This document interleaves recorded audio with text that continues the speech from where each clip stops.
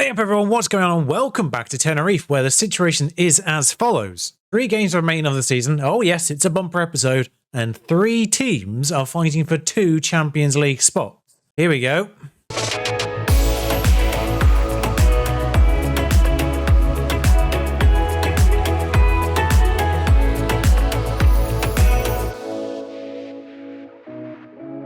So what was a 7-way fight for 5 positions there or thereabouts has sort of separated into 2 separate, smaller fights. Ours is the Champions League one. Yeah, I don't know. We're there. Whatever. Barcelona have sorted themselves out. They're in 4th. I say sorted themselves out. They're still 4th. Bilbao find themselves 5th. Sociedad, Valencia and Sevilla fighting for those European spots. And Betis have done well enough to avoid relegation altogether. Now I need to figure in on the results. Following the victory at Getafe, we drew with Eibar, and it was at that point I was wondering if we were going to be with Sociedad in that sort of limbo spot between the 2 sections, not really fighting for anything. It was looking like it might have been a bit anticlimactic at that stage, but 3 wins on the bounce. Elche, Vigo and Bilbao, most importantly of all dispatched. The Bilbao result sort of out of nowhere. I say out of nowhere, we've done very well, but Bilbao, we've not done particularly well away from home at the top sides. We lost to Atletico, obviously we lost to Real Madrid, we lost to Barcelona. The top end of things, we've struggled away from home. Valencia was the best result, I think, 2-2 in that regard. So beating Bilbao 4-1 at their place, revenging, of course, an earlier loss to them, that's put us in the driving seat in this particular 3-way fight. Because we now have the head-to-head on Bilbao, and we've got a point advantage on the pair of Barcelona and Bilbao. So that's the situation. We've got 3 games. We need to get through them very quickly, to be honest. So here we go. Team news, though. Nico Williams injured. Cognac suspended. Now you're thinking, of course, Townsend steps into that right-hand side. Yeah. American football transfer windows, or soccer, as they call it, their transfer windows are a very weird time, and Townsend's gone. £2 million we got for Townsend, which, considering his average rating was 6.4 something, I'll take. It was his value, actually. It was straight up his actual value, so I was very surprised he went for it, considering the performances. What that means is, all the players who could play on that right-hand side for this Granada match, naturally, now don't exist. All the ones who have a left foot capable don't exist, because Williams injured, Cognac suspended. I'm going to play Eisfeld over there, but it's not going to be great, and Lopez takes Cognac's spot in the Volante role. We also have a minor problem at left back where Kikpiri is the only player who is naturally good there, and he's been rubbish. We are in a bit of a spot of bother. Palmeiras fully injured, Munoz nearly back, thank God. Kikpiri's parent club had the nerve to say, why aren't you playing him more when I wasn't playing him? Because that was the reason. But anyway, the team for this will be Severa, Piri, unfortunately, Kuros, Sotalo, Moore, Lopez, Sassi, Barrow, Zukic, Eisfeld on the wrong side, and Araujo up front, who's now up to 17 goals. Rich reign of form at the moment for him. Close is back from his injury. Daniel Sturridge took one again. I say he took an injury. I think it was a virus. But we've got 2 strikers and 2 centre-backs on the bench because we haven't really got any players left. Yellow card situations are sort of sorting themselves out at this stage. Sotalo still on a warning. I think he was last time we met, which is incredibly irritating. Kuros has just taken his, which is why he was out of the side in the first place. Munoz got injured before he triggered his, and Shaq Moore's still on a yellow card warning as well. Cognac is serving his warning right now. Sorry, not warning, his actual suspension. At the very least, we're not going to have all of the defenders out at exactly the same time. We might have both fullbacks out at the same time if Munoz and Moore take both of the yellow cards of the next match. But there's a goal from Zukic, who scored recently as well. Zukic very hot and cold as a player. Much like Araujo, actually. Araujo tends to score in bunches and then just doesn't score for 3 or 4 games. But he scored a few in a few games recently, and I'm starting to hope that that could be a little bit more consistent. We're 3 games from the end and he's on loan. I don't know why I'm treating him as if he's one of our players, but Zukic has scored there. He is one of our players, permanently. So please stay informed, Zukic. Eisfeld to Romario. Moore plays it back to Eisfeld again, who is, I suspect, fouled. I'm not sure how much was in that, but not going to check the box, but we do have the big box of doom there. No penalty. Yeah, okay then. Why did you stop all the play then? Because we've just lost an attacking opportunity there. Sotalo, Romario. Did try to get Nico Williams done for another year, but Real Madrid want more money for his loan, despite the fact the request is exactly the same as what it was before. They want more than what it says they should want, which I don't know what's going on there. I might try again at the end of the actual season to see if that sorts itself out in terms of the demands versus what they actually demand. But Eisfeld on a deep free kick here It's going to get to Lopez, who, okay, Alex, someone's been doing yoga. What on earth? That is incredible. To have got that ball in that goal from that angle, at that height. Oh, what a flexible man. Sutalo, that came out wrong. Sutalo, this time I think it might be a foul. He's running to the box this time, so it's just me and you at the moment. Viewer? Or viewers, I don't know. You may watch party this. I don't know. He's, still checking the box. I figured my face was more interesting than that. I'm probably wrong. He's coming back. Hello. There we are. And there we go. It is a penalty this time.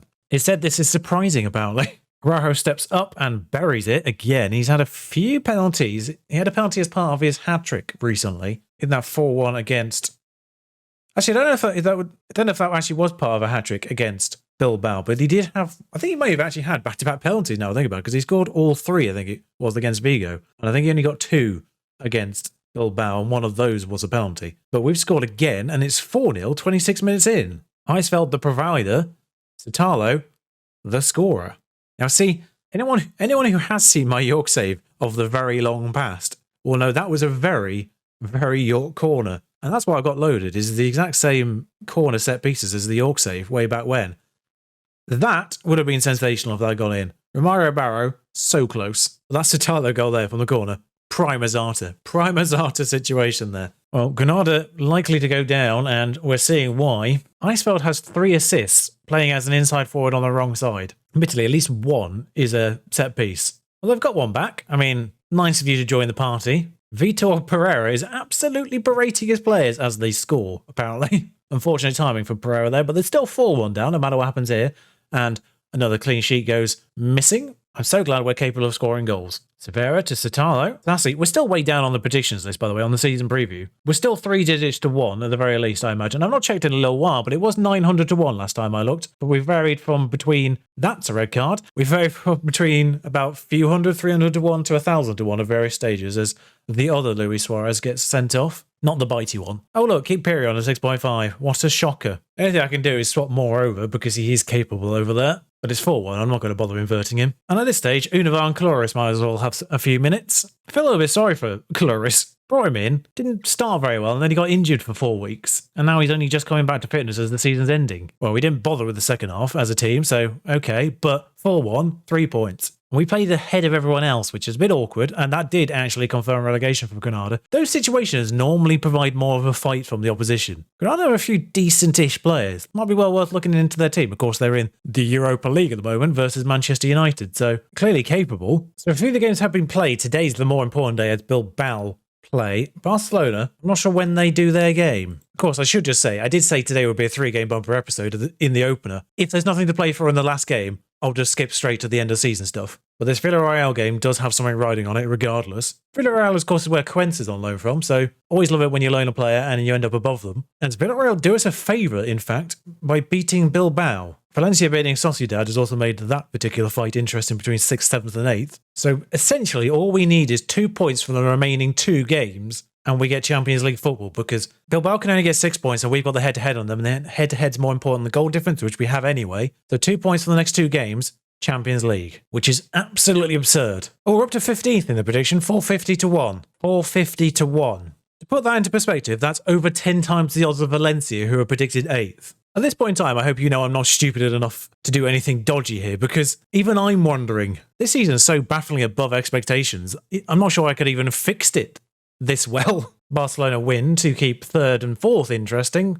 There might be a case of entering at a qualification stage for 4th place. No, group stage for everyone. So that's good. All 4 group stages then. Something had me worried earlier on because it specified 3rd was a group stage for some reason, but all of them are. Depending on what's going on for the last game, by the way, I might play a few youngsters. Problem is, our best 2 play in the same place. Quick note on Jaime Molina. I'm not sure you're supposed to pronounce the first name, but Molina. The 2 million we got for Townsend allow me to buy this player. He intrigues me a lot because on paper, if you didn't have any positions highlighted on the graph on the left, you'd probably say he was a right back. I'm highlighting complete wing back at this stage. Yeah, the off the ball's not great and the decisions aren't great, but mentals can be improved. He's 16. I think he could be retrained as a right back. It's cost me 300 grand up front. I think it's 800 grand for certain, and then a little bit more if he plays games. But I think he could be retrained as a right back. And I'm intrigued to know what you think. because they're not horrible and they can obviously be improved as he develops as a player. Nothing's horrible about him.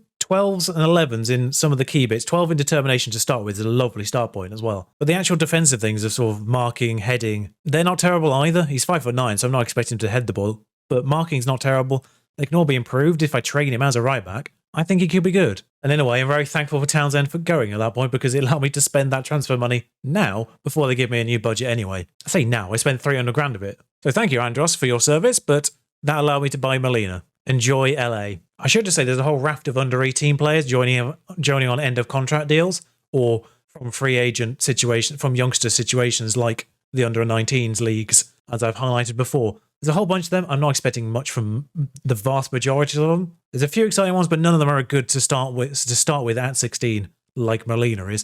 So that's why I'm not wasting your time showing you the dozen or so of them there are. But profit makers for the barest minimum, because in Spain you need every penny you can get. I've just remembered the last game of the season was against Real Madrid. Maybe I'll have to play it anyway. It could be an absolute dead rubber because Real Madrid won the league about a month ago. And if we win this one, then we're Champions League regardless. Of course, if Bilbao don't get a point, then we're Champions League regardless anyway. Oh, Zukic has learned some Spanish. That can only help. Oh, £30 million for Champions League football. Oh, you do spoil me.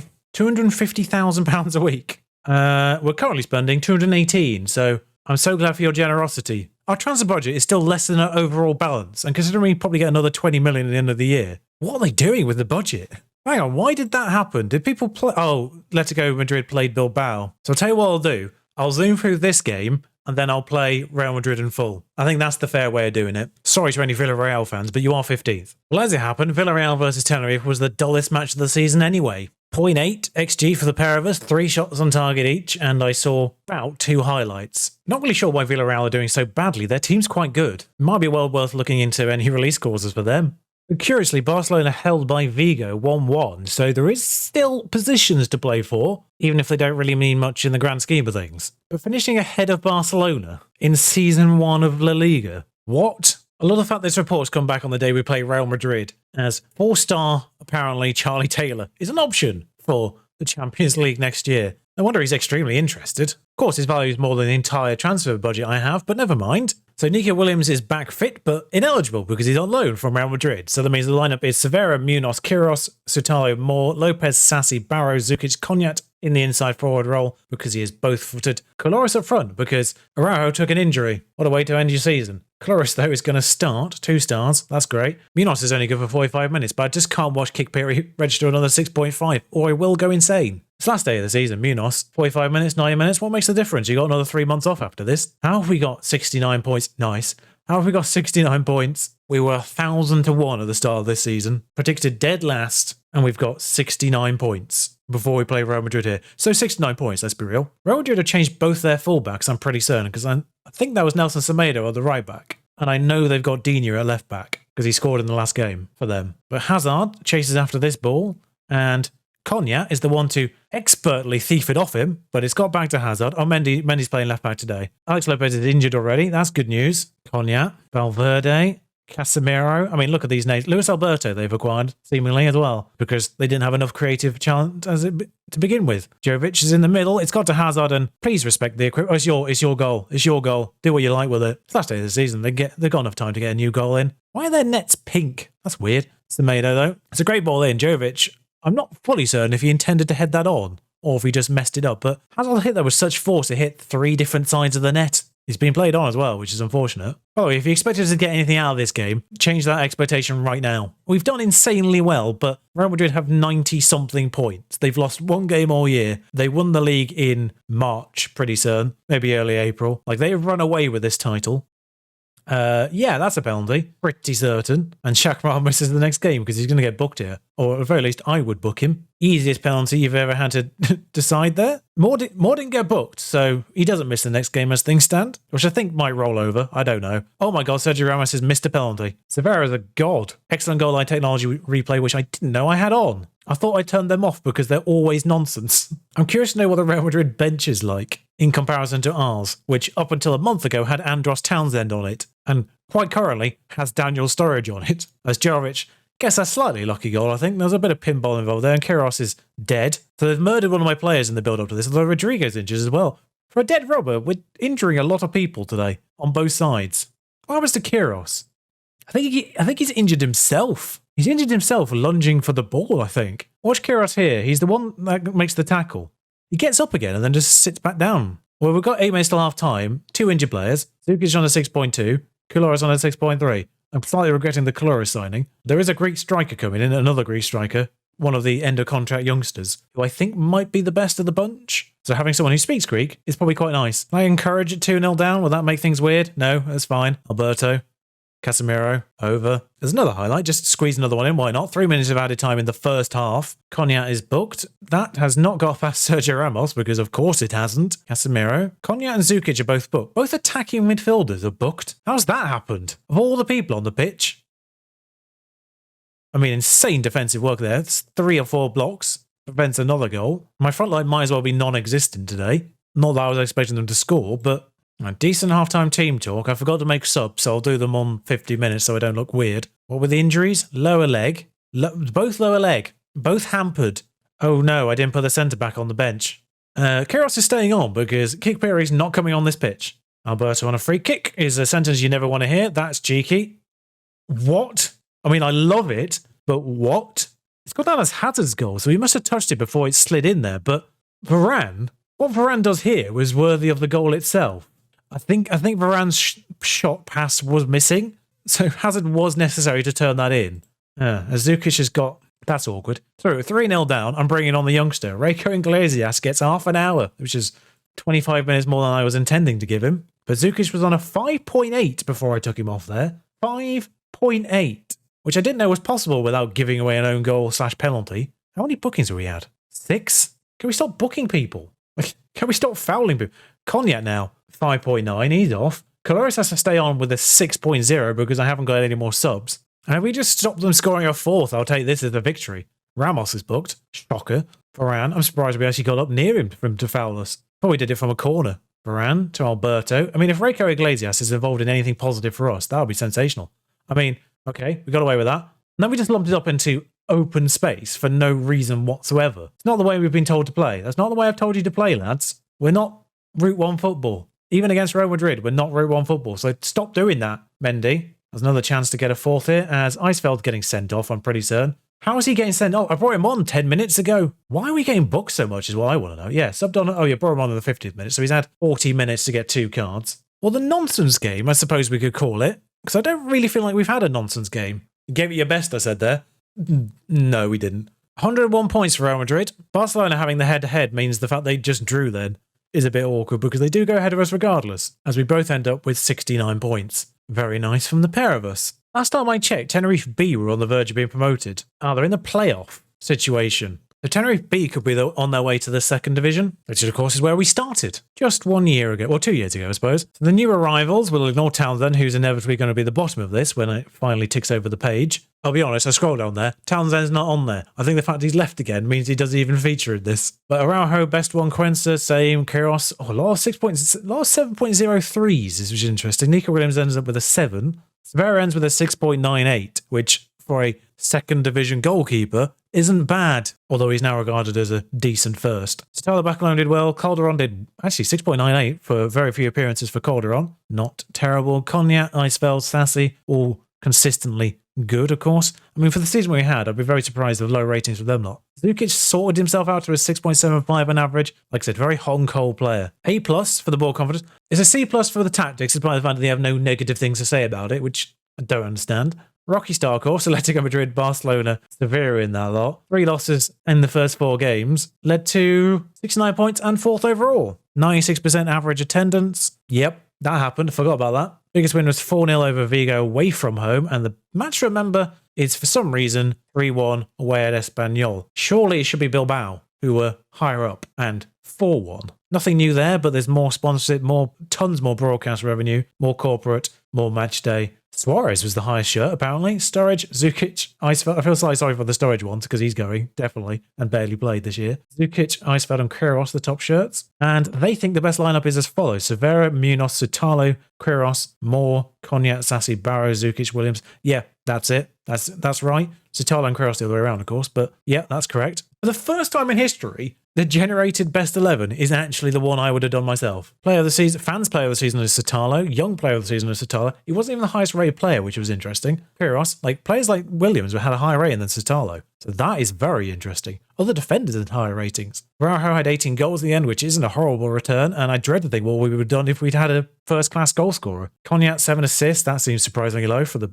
top assists. And Sassy, the best passer. And no competition awards. Worst discipline, though. 9 yellow cards, Sutalo, new record. Oh, we got League Manager of the Year. Thanks, guys. I mean, 101 points for Zidane, and I win that. I mean, it's slightly unsurprising, but a whole bunch of people joined the best 11, which is still the wrong way around in terms of midfield. But Valentine Varda had another good year, by the way, back at his original club. How is Shashua still the best player out there? That's depressing. I think, actually, all the new people ended up on the bench. Oh, Araujo up front. Okay, so the 5-year plan, sign young players to develop a profit. I mean, Spanish under-19s exist. I'm doing that. Don't worry about that board. They want us to finish mid-table, but reach the playoff, which I think is the round before the group stages, not the one that follows it. So that happens anyway because we join in the group stages. Facilities improve and could just continue being a first division. So low expectations on the whole. So they want mid-table, so I'll tell they slot mid-table. I'll also be aiming to reach the Champions Cup proper next season, which is happening anyway. Ooh, we can go to different places. Let's ironically go from Tenerife to England on holiday. Araujo was actually the 3rd highest goal scorer somehow. Zidane, win ratio,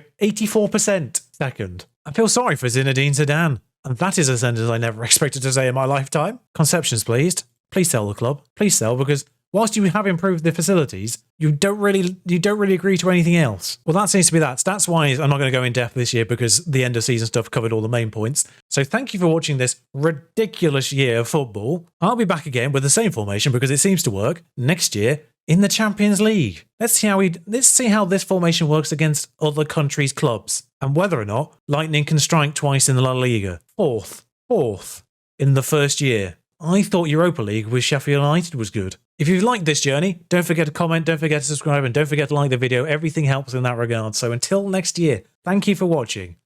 Ta-ra.